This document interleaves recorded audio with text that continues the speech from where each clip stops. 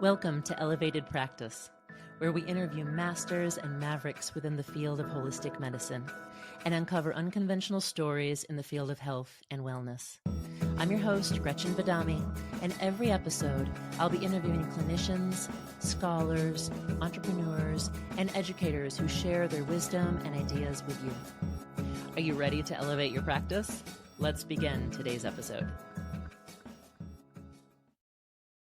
I'd like to extend a big thank you to Handcraft Health for sponsoring Elevated Practice and empowering integrative healthcare practitioners to create personalized healthcare packages for their patients. Create a free account today and elevate your practice at www.handcraft.health. And now, on to today's episode. Hello and welcome. I am so excited to be here today with Z'ev Rosenberg, who is part of the first generation of practitioners trained in traditional Chinese medicine in America. He has been in practice since 1983 and was president of the Acupuncture Association of Colorado from 1984 to 1988. And in this role, he helped to initiate acupuncture licensing laws in that state. I left as soon as the law was passed. He had done his job, and then he left to move on to greener pastures. He had a 23-year tenure as a professor and herbal medicine chair at Pacific College in San Diego. He has lectured widely around the United States and is published in all of the professional English language journals of the Chinese and East Asian medical profession. Including the ones that are still there. Any of them that you can find, he has published in them. Prior to practicing Chinese medicine, Z'ev was a shiatsu therapist and macrobiotic counselor in the early days of the natural foods movement. He continues practice in San Diego, practicing full-strength Chinese medicine, using herbal medicine, acupuncture, moxibustion, dietetics, and lifestyle recommendations with patients to treat a wide variety of serious health issues. Z'ev teaches as doctoral faculty at multiple Chinese medicine colleges, teaches CEUs, and special seminars. He has published 5 books, the most recent in March 2025, co-written with his colleague Steven Cowan, entitled A Ring Without End, Reflections on Classical Chinese Medicine, Mind-Body Mapping. So our discussion today will be navigating some of the content of that book, where Z'ev explores the dynamic processes of health and disease, rooted in ecological principles and cycles of nature and the cosmos. Welcome, Z'ev. Thank you. What a lovely introduction. I appreciate it. Well, thank you. Thank you for agreeing to be on here today. Well, you're already a legend yourself, Gretchen. I'm trying to use this platform to get seasoned practitioners and scholars like yourself to be able to connect directly with people in our profession and our practitioners. So thank you. I've enjoyed what I've heard so far, especially the one with Elizabeth. She was already on the map when I was in school around 1980. I mean, it was like the only reliable books on classical medicine were coming from her. I so enjoyed meeting with Elizabeth and having her launch as my first interview. I was lucky enough to get to know her through my colleague and good friend, Dr. Jacques Moore-Marco, who's good friends with her. And I've known her now for a number of years. I haven't seen him in a few years, but you send him a warm hello because I really enjoyed hanging out with him. Yeah. You have had your career within this profession for over 40 years at this point. I'm seeing that you are still immersed in the classics. Your books revolve around these ideas and explaining, extrapolating upon them, understanding and musing on them. I wanted to ask you to just travel backwards for a few minutes to reflect on your origins within this medicine and share anything that you wanted to share about how you became connected with the classics to inspire you in your practice in the early years. Well, my hero growing up when I was like a little boy was Leonardo da Vinci. I said, that's the career I want. I want to be a Renaissance man. I didn't know what that entailed exactly. And then later on when people would ask me, say, Gandalf the Wizard after reading Lord of the Rings when I was 11. So I always had an interest in more esoteric things. And I was very much into nature. I was already able to feel like everything is alive, like the trees have a breathing and inhalation, exhalation, and following the seasons. And so I don't know if sickly is the right word. Let's just say that I wasn't made for the New York climate and then the amount of pollution that was unregulated in those days. As soon as the weather's turned cold, I would get bronchitis that would last all the way till the spring. and I lost a lot of school time. So I got a lot of time to read a lot of books and think a lot, and nothing ever helped my colds. When I was a teenager, we would go into New York City and go to concerts to see like Cream, The Who, Hendrix, Traffic, all the great English bands. I ventured into a macrobiotic restaurant around the same time I read an interview with John Lennon, who was doing macrobiotics, and the time saying Ah. how great he felt. And another group that I was really into, which was like one of the early folk rock bands, incredible string band. They used to go to this restaurant in New York called the Paradox, which was based on a I-Ching hexagram. So when I was 15 years old, I went into the local public library and I saw a copy of the I-Ching there, the Wilhelm Baines version, and I took it home and never returned it. I just paid the fine on it, which is $3.50, because I couldn't stop reading it. Oh. And then one afternoon, I bought a new record by Pink Floyd. It was their first record. It's called Piper at the Gates of Dawn. And there was a track on it, and the lyrics went something like, "A movement is accomplished in 6 stages, and the 7th brings return. Thunder in the overcourse of heaven.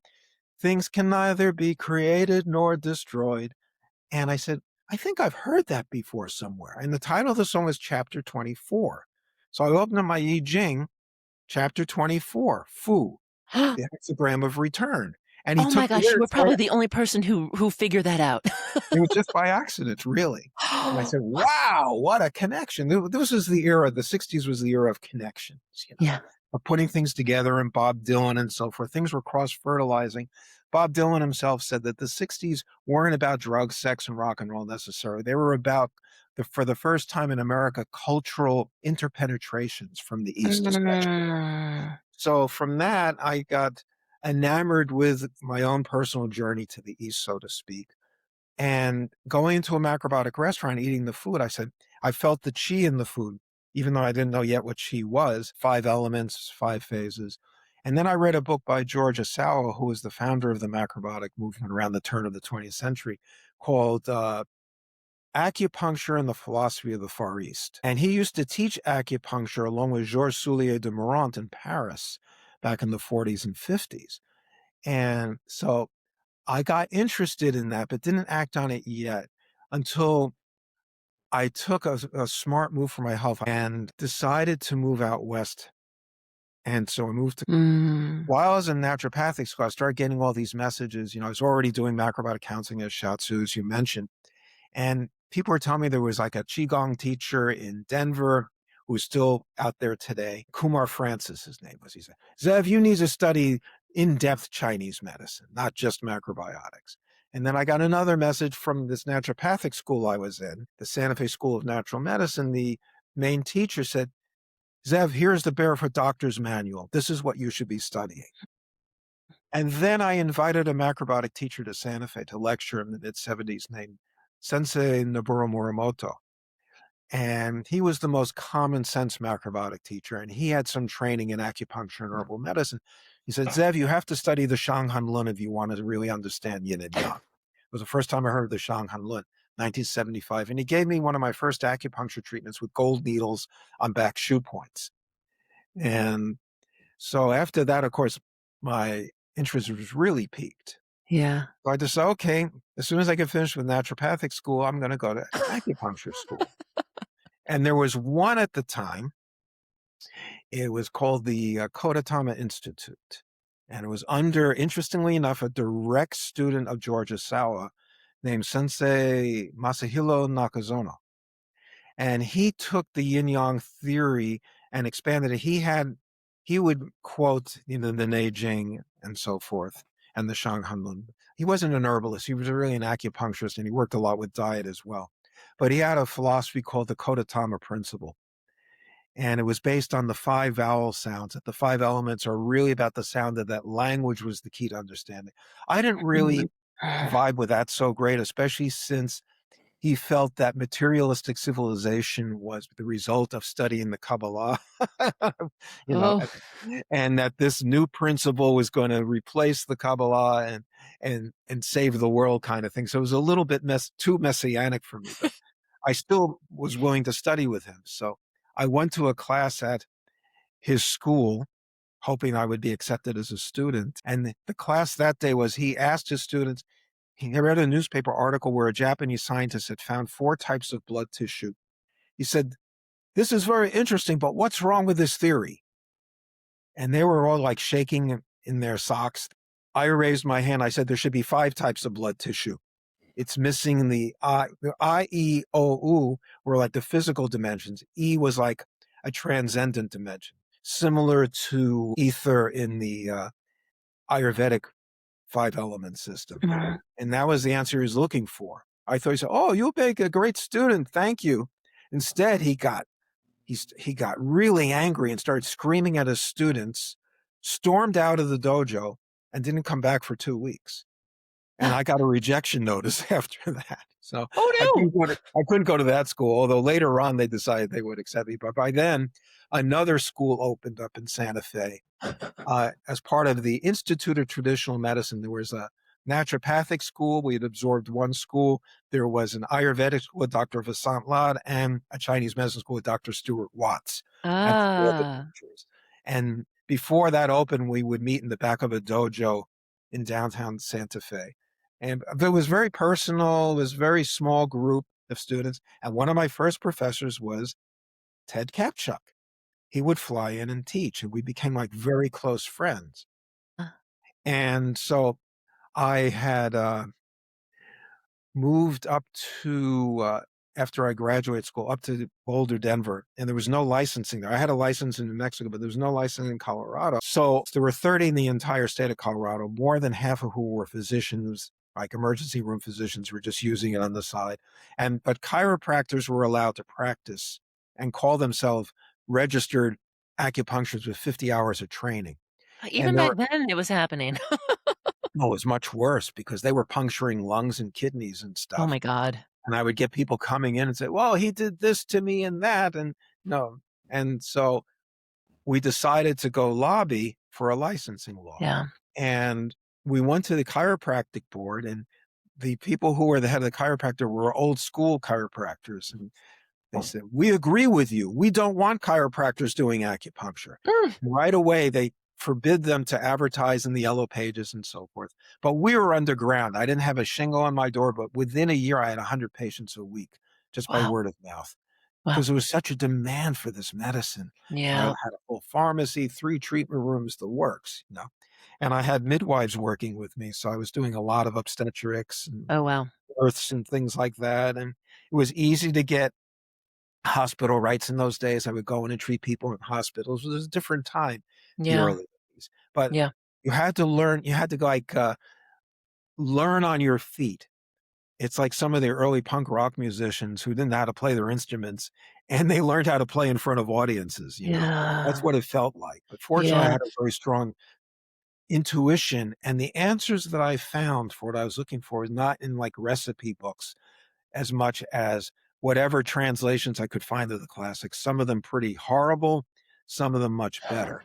So the first reliable translation of a classic I found, other than Elizabeth Rochat de Valle's work, was Paul Unschold's Nei Jing, which, like I Mhm. said, was already my favorite classic.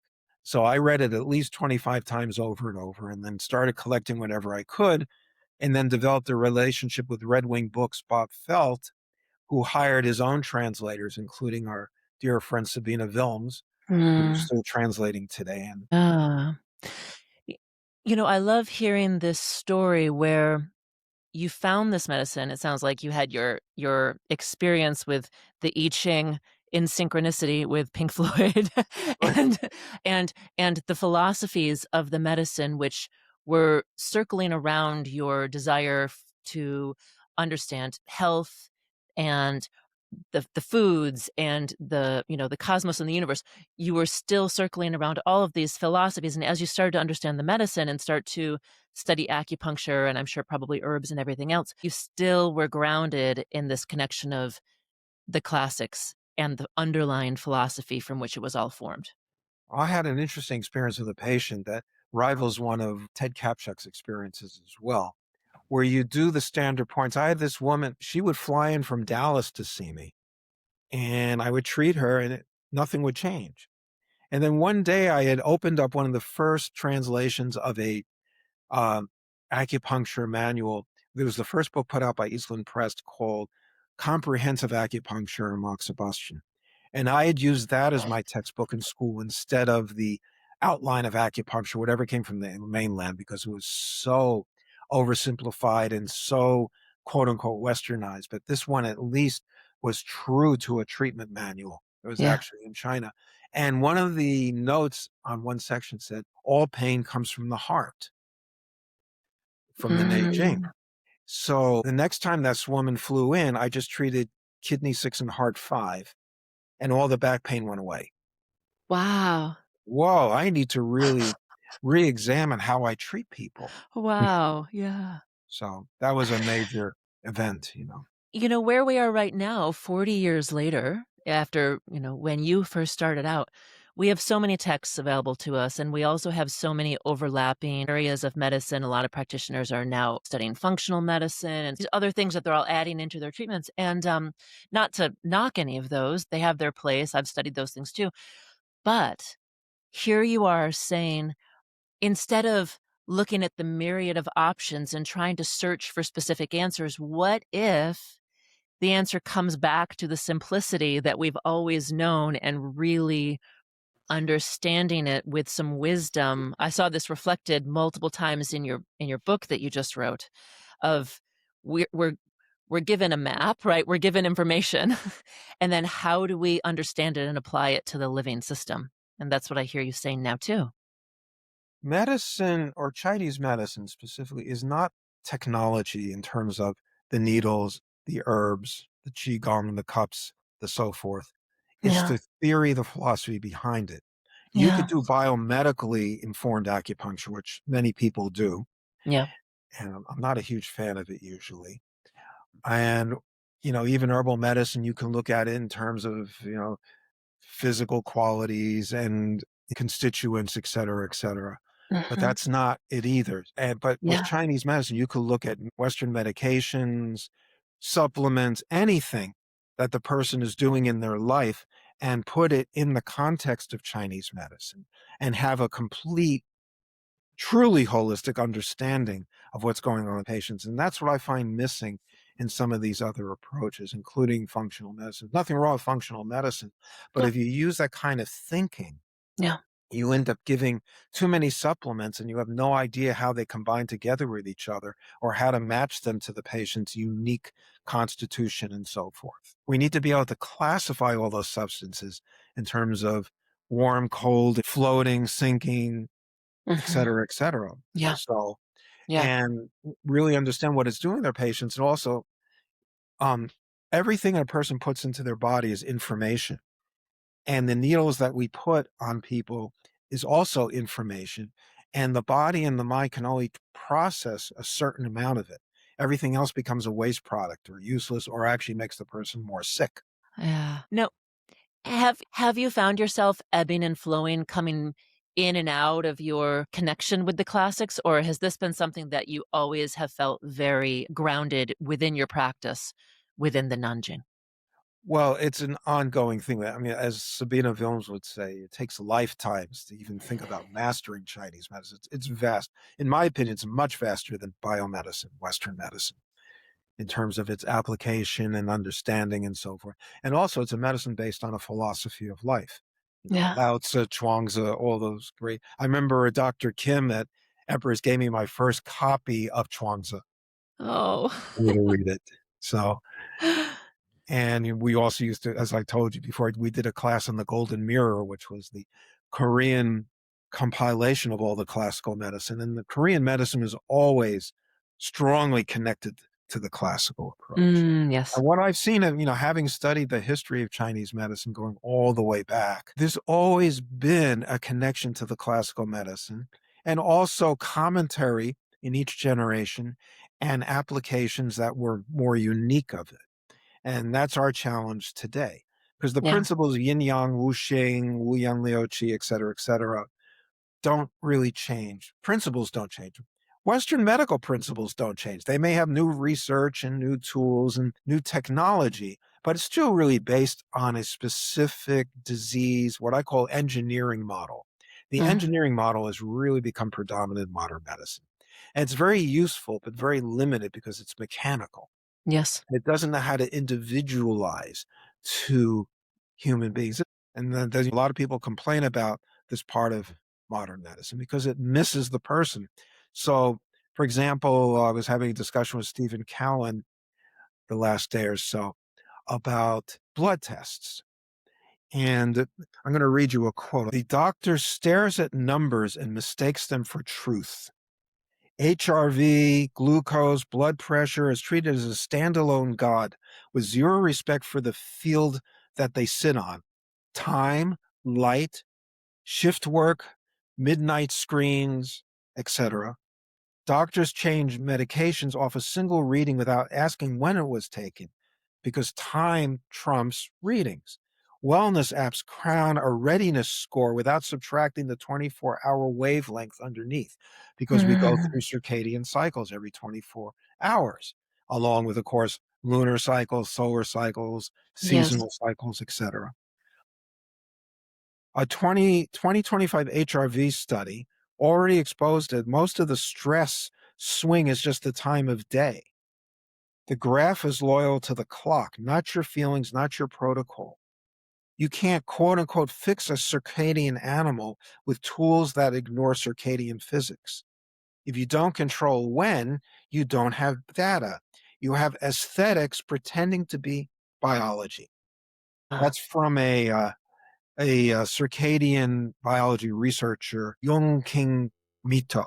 They're trying to expand it and they're understanding that these numbers are constantly shifting. And if yeah. you base treatment on a static number, it's like a freeze frame rather Yes. than a movie, something that's ongoing.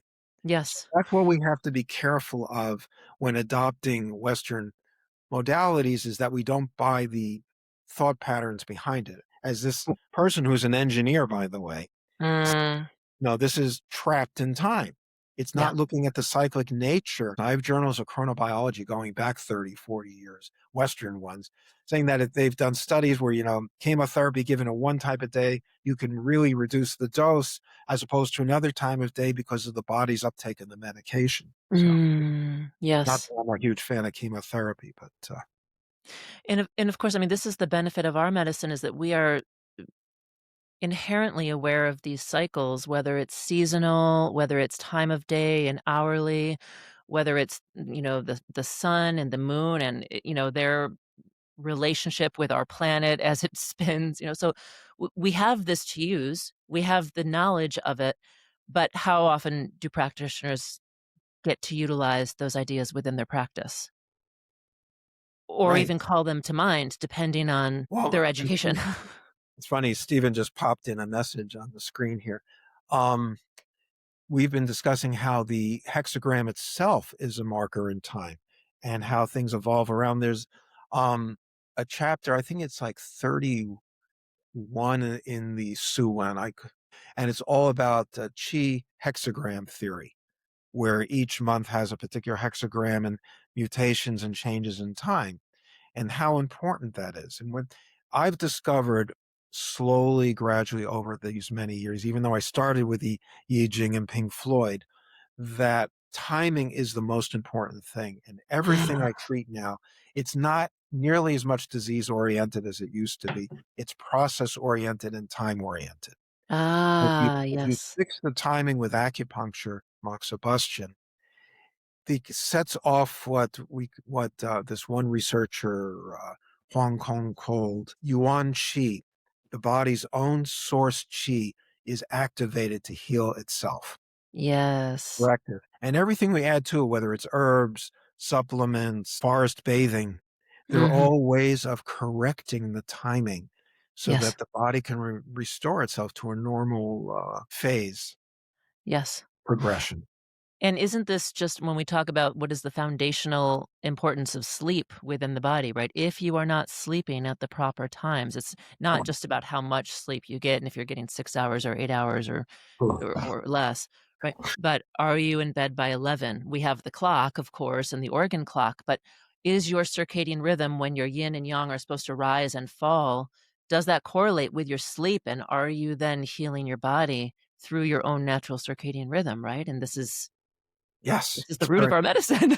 root of our medicine, and I would say at least 50% of my patients have sleep difficulties Yeah, of one sort or another. It's become an epidemic in the culture because of the screens and the yeah, noise and they did a study on high school students, teenagers, that cognitively they didn't really switch on till 10, 11 a.m. And to try to drag them out of bed at 6, 7 in the morning, and it's like dragging your kids out of bed to go to school, and they're not functioning the first 2 hours, and they haven't yeah, had a chance to wake up to the day, to move yeah, around, to get decent food in them. And then people get ADHD, quote unquote, a new disease where they can't focus on anything because there's too many inputs coming in all at once. I mean, yeah, it's all about timing. yeah. And Nei Jing is all about timing, and reading the pulse is all about timing. It's been my focus in my writing as well, teaching a vessel diagnosis, as Paul Uncher calls it, pulse seminar based on the Nei Jing here in San Diego. I had to wait a few years because the book came out during COVID, so I couldn't teach it live. So I'm finally getting around to that. And pulses are all about timing. Michael Brofman did a Nei Jing pulse thing a few years ago. I felt I'm too old to do it, but Steve Cowan took part in it, where you read pulses of participants over a 24-hour period every hour to read the changes in the pulses. I'm not up for that personally, but I do find with patients, if I see them at different kinds of day, that there's definitely a time of day aspect to the pulse. As the Yeah. sun rises and reaches its apex and comes down, and then how it lengthens and shortens with the seasons, has a very profound effect on And seasonal affective disorder. let's pause for a moment to extend a big thank you to our sponsor, Handcraft Health. I prescribe a lot of herbal medicine in my practice, and quite frankly, I don't want to spend the overhead keeping hundreds of herbs and supplements on hand. Since the pandemic, I do a lot of telehealth consults and ship patients their prescriptions. Handcraft Health has been my lifesaver. It allows me to have a successful and streamlined practice and saves me money and office space. I am not tech savvy, but the platform is really straightforward for me to write and easy for my patients to pay online and receive their orders at home. It's free for practitioners to open a Handcraft Health account. It's just handcraft.health and only takes a few minutes to sign up. It's one of the easiest choices you'll make to do what you do best. And now, back to our episode.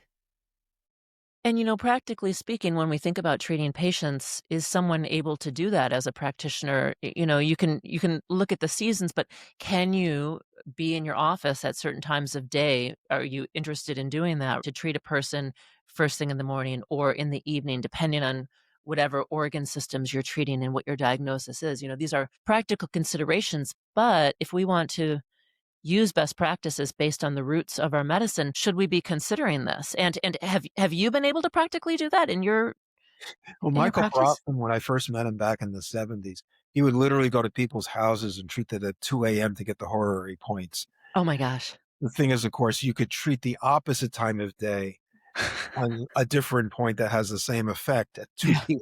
But Yeah. he was very literal in those days. Wow.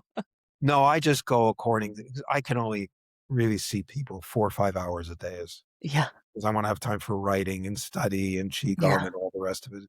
When you reach 60 years old, you have to spend at least as much time on self-care as taking care of others so you can keep going. And you can do it. You Hmm. know, you can definitely care for yourself and care for others and family members and so forth, but you can't sacrifice yourself in any way. Otherwise, you become exhausted and lose your Yeah, own yuan chi, source chi. That's exactly. the key to longevity in this field. A lot of people burn out after a few years, as you know, Yeah, they're right? giving too much. Yeah. Yeah. So, Yeah.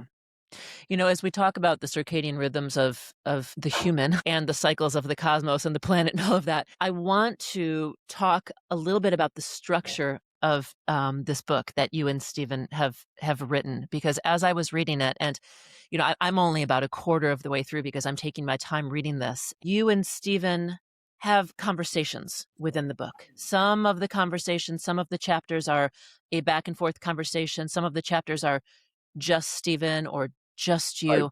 right. And the topics tend to cycle in a circular manner with the topic sort of expanding and explaining and then drawing you back into a new nuance of the topic that maybe wasn't mentioned previously, and I'm enamored with the way in which you guys are discussing the material of the book in a way that to me, not only visually, because you have photos in this book and you have mandalas and you have a lot of visual components within the writings of the book, but actually the energetic feeling of what you're saying and how you've structured the book also feels to me like a pulsation and like a You got it. cyclical.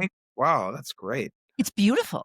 I mean, not everyone I think could get it like you've gotten it, but that's exactly what we were aiming for. And some of it wasn't even a conscious decision. We're going to do it this way. Yeah. This is how we roll, so to speak, Stephen and I. Yeah. It's a tea house in his backyard, upstate New York, where the book was first conceived. And over tea in a huge garden, in the springtime in upstate New York. It's very green there, very different than San Diego, where I am. Yeah. But then we did walks here, walking for miles on Torrey Pines Beach and so forth. So going out in nature, and as Daniel, our dear editor who wrote a chapter for the book, puts it, take this book out into a forest, take it into a beautiful natural area, you'll understand Yeah. it even more. When I would teach pulse diagnosis at Pacific College, I tell the students, go out on a bluff overlooking the ocean and watch the sets of waves roll in. And you can learn Oh, from that how to feel the pulses, because it's the same in a human being. Our yeah. blood is pulsing, our chi is pulsing through, Yes. and that's how we could tell where there are irregularities and functional problems and so forth. The ultimate functional medicine, really, in that sense, Yes. right? But I'm really, really pleased and amazed in the sense that you picked up on that dialogue sense, because really we're trying to unpack and uncover and put it into the understanding that we all can appreciate, not quote unquote westernizing it. Yeah. There is a famous, he's still around, a French philosopher named Francois Julian, and he said that he studied the Chinese classics, Zhuangzi, Lao Tzu, Confucius, so forth, not to become Chinese, but to get out of the whole Aristotelian, Newtonian, Spinozian focus of Greek Western philosophy, which is still the undercurrent of how the West thinks. Nothing wrong with it, Yeah. mind you. Yeah. But that by going to a completely different cultural view of the world and the Yeah. universe, it allowed him to have a perspective on life that he wasn't able to capture from within the philosophical foundations. And no scientist can say that philosophy doesn't count or anything. They're all living out the philosophies of Spinoza, Wittgenstein, all the rest of the great Western philosophers. But it's a kind of a box in a way, and it colors all of us. And the hardest thing I tell people when studying Chinese medicine is you need to drop the Western perspective and try to fit everything into these little boxes, because Yes. that medicine is already passé in a sense. Even Yes. Western medicine is moving towards systems biology, circadian biology, and opening up into more systematic thinking, because they see that's the only way we can get things to work. And illness is becoming more and more complex as our culture becomes more and more complex. Yes, for sure. And we see with Western medicine now adopting in some fashion this idea of functional medicine, and that does function follow form? Does form Yeah. follow function? And is the most important part of the body what is circulating and moving and alive, as opposed to these rigid, if it's just an organ or if it's just a structure. And so Western medicine is starting to come around to this idea, but they don't know how to conceptualize it. And we do in our medicine. I have Already a have it. funny, I have a funny memory from emperors, because when I came to California, they didn't accept my license, they didn't accept my schooling, nothing. I had to get a degree from a school in California at that point, which Mhm. so I went to Emperor's because I had moved to Los Angeles to study in a particular Jewish community there as well.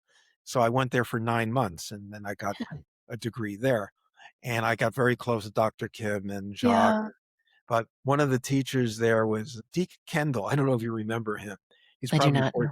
he taught a physics class, and it was the physics of acupuncture points. And he actually wrote a book called The Tao of Chinese Medicine. And he self-taught himself Chinese, and he translated the Nei Jing, but he was an engineer before. And it came out totally as Western engineering. There's no such thing as qi. The channels are blood vessels, and the nodes are like, places along the circulatory system and so forth. I mean, I'm oversimplifying his view, but his neuroanatomy of each point was just unbelievable. Well, I took a 14-week course with him at Emperor's, but we agreed to have very strong disagreements in the years after that. But, he's remained a good friend all the way to the time he passed away. Certainly the data, you want to look at all these neurological connections and so forth, of course, very valuable stuff. Yeah. But that's not what we do. We're not Yeah. treating nerves. There's a great new book I can recommend, which is like a sister book to our book. I co-taught with the author Lan Lee, her name is, and she has a book called Body Maps. Okay. It came out around the same time. And she studied neuroscience, and she came to exactly the same conclusion, that nervous system is a black box. We don't even know everything about the central nervous system or brain. And that to try to map acupuncture channels onto neural pathways is a mistake. Oh, wow. You have to read it in that book, the way she puts it much more succinctly than I do. But Oh, wow. I felt that for years, but Yeah. it's something that's, as she says, acupuncture channels are both physical with the body and also beyond the body as well, because there are interface with the universe and Yes. all the different circadian changes, which is what we've been discussing. Yes. And that's the It's sense I think you're picking up in this book, is that things are moving and turning yeah. like a Yeah. sphere. It's a Yes. sphere, this book. It's not a linear item. That's why sometimes some topics will come back again, and then we take another perspective on the topic. Yes. So, Yes. oh, okay, here's another way of looking at Yes. it. Here's another way of looking at a channel, an underground Yes. river. Yes, and you can feel that underground river flowing inside of you and trickling down and up. And yeah, Yes. Yes. And you're weaving together so many topics, sort of layering on top of one another to allow the reader to have these moments, these aha moments. You're making connections as the author, but then, as I was reading this book, I was thinking, oh my goodness, this thing that I never thought of in connection with what he's saying. And, you know, I have a well, you background actually in have thought about it. You're just remembering it. maybe you're It's, bringing me back to ideas that I didn't realize were you're putting connected. into words what you feel every day in clinic, basically. Yeah. Yeah. It's really, I have to say, I have not been inspired by a book in so long. And Thank you so I much. was actually like underlining and highlighting things. But Send me and pictures and so some of your highlights and outlines. They'll help me out, seriously. That's how I met Steve Cowan. He got a hold of my second book, Ripples in the Flow, on Nanjing Pulse, and he covered his books with characters and comments and so forth. And I met him at a symposium here. Must have been 5-6 years ago. And we just clicked like that. He said, "You oh my get God. it, man." And he said, "You get it." And so we've been Wow. dialoguing ever since. That's so cool. And he's a Western doctor who left basically Western medicine, a huge pediatric practice, to Yeah. completely subsume himself into Chinese medicine and take Yeah. all that information and reinterpret it according to Chinese medicine. Yes. So Yes. that feeling in the book too. He's very good with his physiology and so forth. Yes, and some of the passages about physiology and some of the representations, you guys have pictures from Western medical history and Chinese medical history, and putting them in select areas to, I think, inspire the reader or to make a connection between these different lines of thought. And But one of the like rare things is, like, you don't see that many medical illustrations in Chinese medicine, but you do see, like, here, I have one on my wall here. Can you see this chart here? yes, yes, Charts like that, and trying to interpret those. What were yeah, they saying? What was the message here? yeah, They weren't obviously trying to create Vesalius like anatomical representations of the right, physical body. They were trying to understand flows and movements and changes and yeah, quality.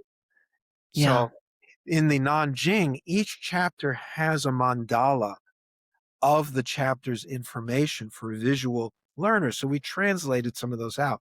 Steve did most of that translation. And what you have are like visualization charts where you can look at that and get that full circadian sense of what it is Yes. you're going to do a treat. So Yes.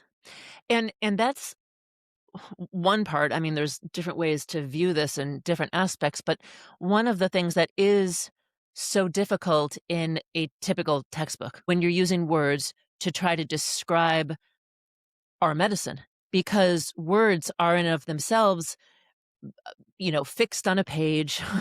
And if you're just giving information or teaching someone a fact, you can put that on a page.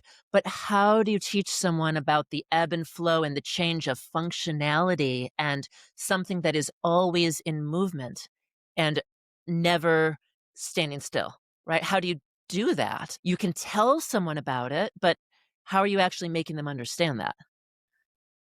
And I feel like you guys kind of get at it in this book by actually taking the reader through a process that allows a reader to have the experience of it. And that's so cool. in my first book, Returning to the Source, which was a collection of essays I wrote over several years, there's a chapter called the Picasso Principle. And in that chapter, I describe how a Chinese medicine practitioner looks at a patient from multiple perspectives. And that's why you have like those superimposed multidimensional faces and depictions that Picasso did. He was Yeah. trying not to get like a stamp on the person, a fixed frozen view, but one that was moving, undulating, and Yeah. changing. And the Yeah. impressionists like Monet were the same. Monet said, and Cézanne specifically, I'm not looking with my physical eye, I'm looking with my mind's eye. I'm painting Ah. what my mind sees. Yeah. Now, of course, we know now, and especially in Chinese medicine, the eyes are the brain.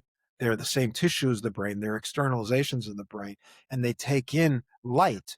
Light, I've discovered, is one of the most important medicines of all. Oh, yeah. And that helps with our sleep and everything else. And exposing yourself to UV rays early morning, late evening. That's why Qigong is usually done and yogic practices at dawn if possible, and absorb some of that rising Taiyang early morning Qi where the fire comes out of the water. It's really all about light. People don't read books so much these days. They buy books and then they sit. Even myself, who's like a real bibliophile, I get distracted by the technology all the time. And I was a huge fan of Steve Jobs. I mean, he was like one of my heroes. He definitely did change the world. But when you change the world, you have to be careful what people are going to do with it. Yeah. So, You never know how it's going to play out. like Einstein figured out that lesson. Oppenheimer figured out that lesson. That Yeah. movie Oppenheimer, by the way, is all about what happens when beautiful discoveries become misused by powerful forces, you know? Oh, yeah. Yeah. And what was the quote as the bomb exploded? Now I have become death Right, right. from Eastern philosophy. He was fluent in Sanskrit. Yes. This is also making me think of something else that struck me as I was reading through your text. You mentioned at the beginning when we started talking, wanting to be a Renaissance man. And in the book, you quote Leonardo da Vinci, you quote Gödel and Bohr, and you bring in all of these different topics of physics and poetry and nature and art. And as I think back in medical history, scientists and medical professionals in the past, not now, in the past, used to also be artists and Yes. astronomers and engineers. And so their understanding of the body and health was inspired and informed by the cosmos, by structure and physics. I mean, what are we missing when in our modern day we just have scientists in a very streamlined, narrow fashion becoming specialists? What connections within the human body are we missing? That is a great question. We could probably take a few hours on that one. But I'll Yeah. start off with a book that I got, The Lectures of Sir William Osler. Sir William Osler was late 19th, early 20th century, I believe. And he was one of the first physicians to experiment with acupuncture. And he said that a physician, MD, has to have a liberal arts education, as they used to call it, the humanities, philosophy, et cetera, if they want to be a well-rounded doctor. And of Yeah. course, that makes perfect sense because you have to know humanity in order to help them rather than just be a technician. And I have also a Yes. chapter in my very first book on this topic, which is challenging our profession. Do you want to be a technician or a scholar physician?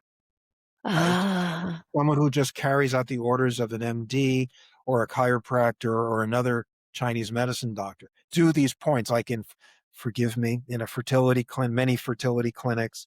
I'm all for fertility medicine. We know that Chinese medicine can be very helpful. But when you're under the direction of someone who has the standard fertility clinic model with the yeah, hormones, everything else, you're basically stuck with protocols. And it's right, hard to do your own differential diagnosis. Although I do know practitioners who, even within that setting, can do it.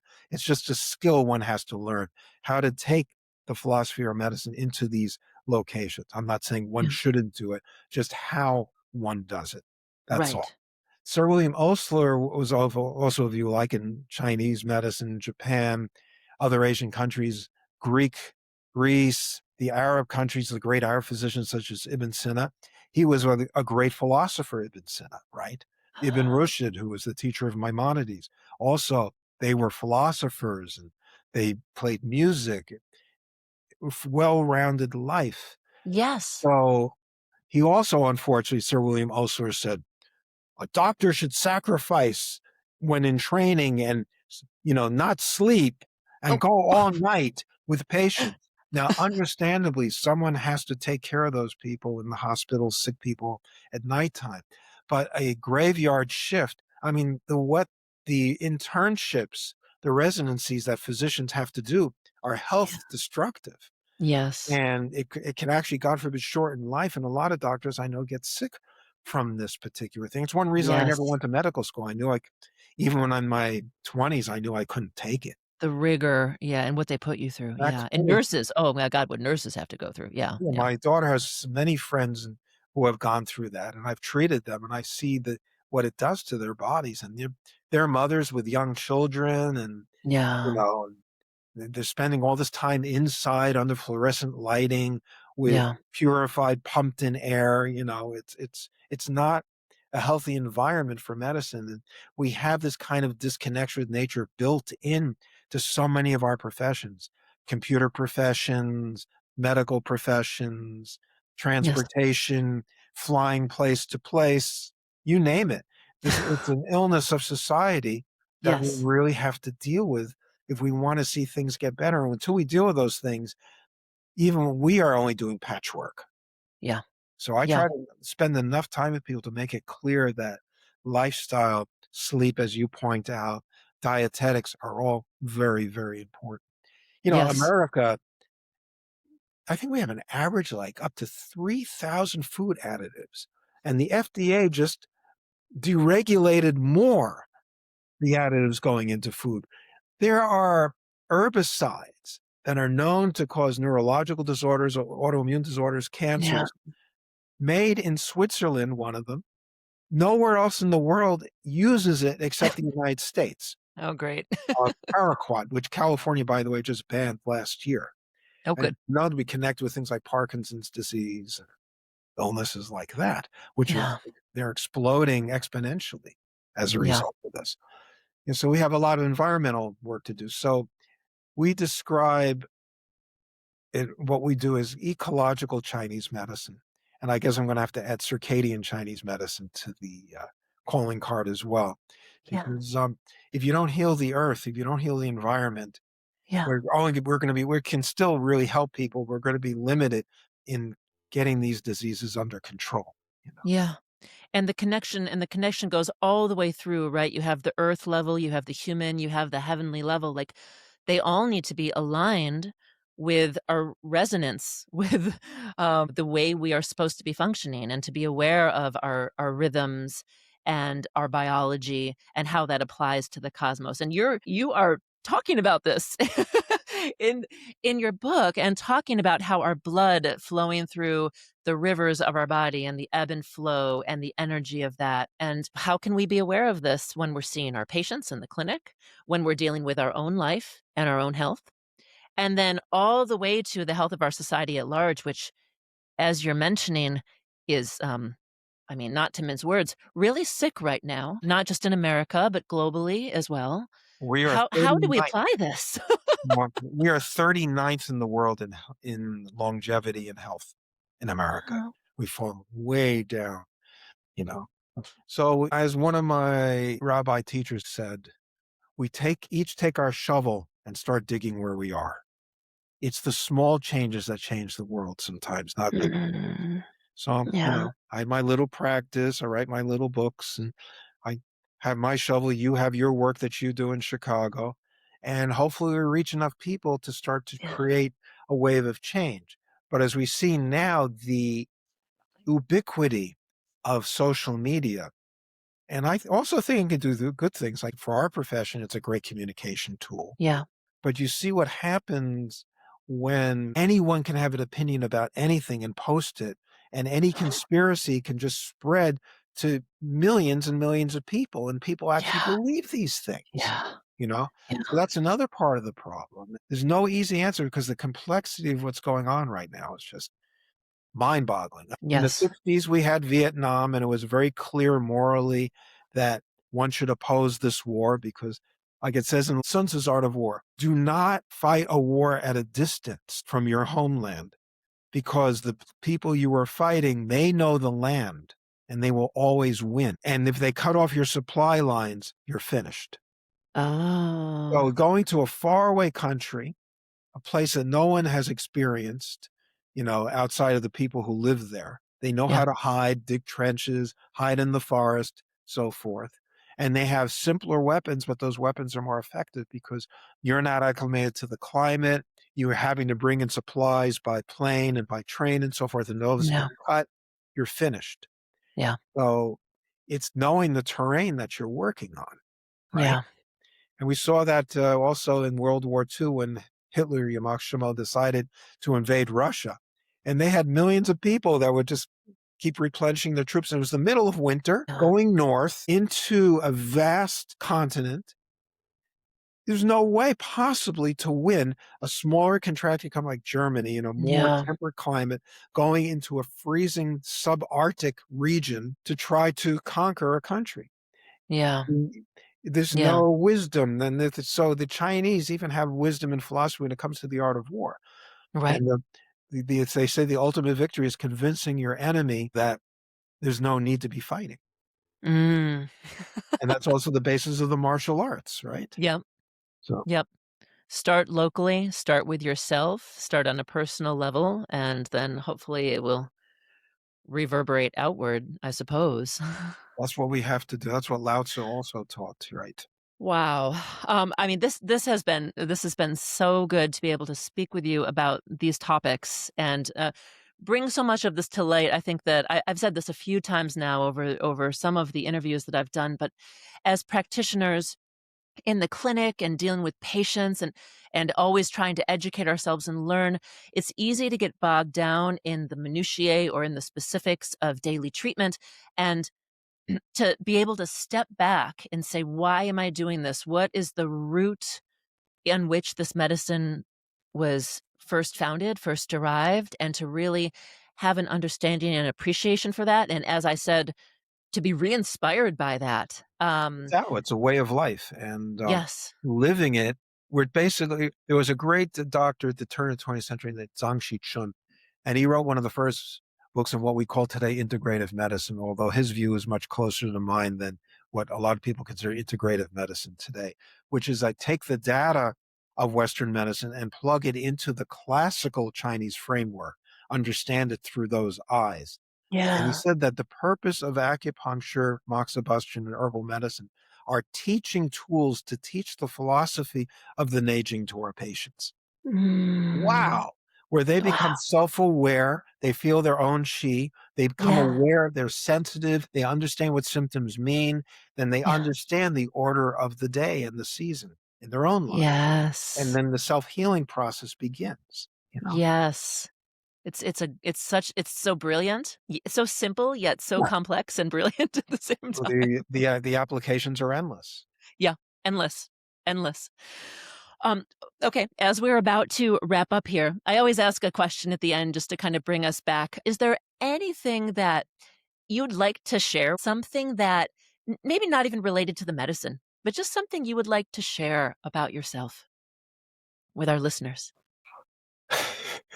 As a colleague of mine who is a cognitive therapist, now retired, once said, I mean, it's difficult even for one who is as complex as you or I to understand our own selves, nonetheless communicate it to others.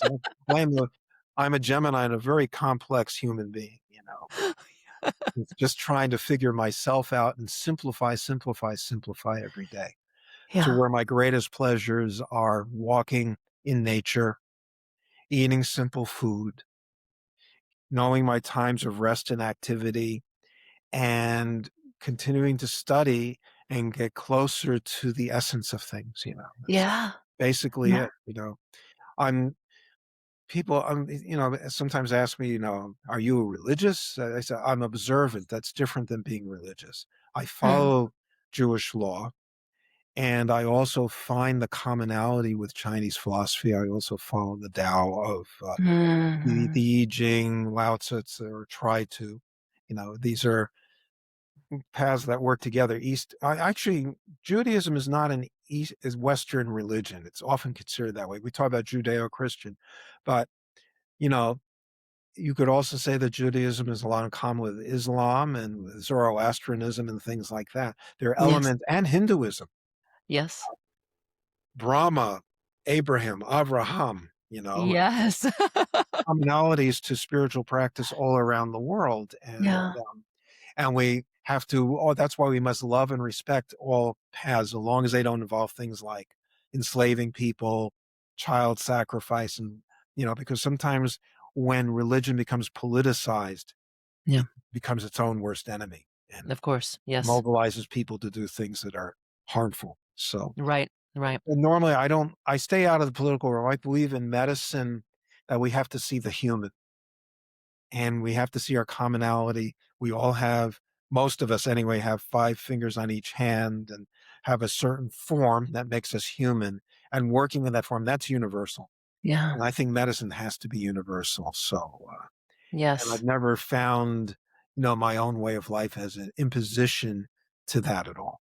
So, I but love that. That's beautiful. Live in coherence with the Tao to the best of your abilities and view everyone in that same way. I'm still a huge fan of rock music, and I'm gonna after this, I'm gonna go listen to some Pink Floyd, I think. um, well, for our listeners who want to know more about Z'ev Rosenberg, his book that we were just speaking about is A Ring Without End, and then your website, Z'ev, it's just your name, right? Z'evRosenberg.com? yeah, without the apostrophe. Yeah. Without the apostrophe, yeah, Z'evRosenberg.com. And on that website, there are classes and seminars. There are the books listed. There is information about you and how to contact you. And you're very active on socials as well. So for our listeners, if you're on Facebook or Instagram, you can follow Z'ev there as well. So thank you so much. Wonderful, and I hope to see you in person one of these days, Gretchen. Maybe this upcoming fall at the next symposium. I've already got it in my calendar, so hopefully we'll make it happen. It'll be a nice party, so yeah. Thank you so much. That's all for today's episode of Elevated Practice. I'd like to express my gratitude to our guests today and always for sharing their wisdom with all our listeners. I hope you were able to take away some insights, practical knowledge, or inspirational ideas that you can apply right away to elevate your own practice. You can find us on Spotify, Apple Podcasts, and YouTube. Don't forget to subscribe and tell your friends and colleagues about Elevated Practice. If you have an idea for an episode or a recommendation for a guest, please respond in the comments or message me, Gretchen Badami, directly through social media. Thank you, and I can't wait for you to hear our next episode.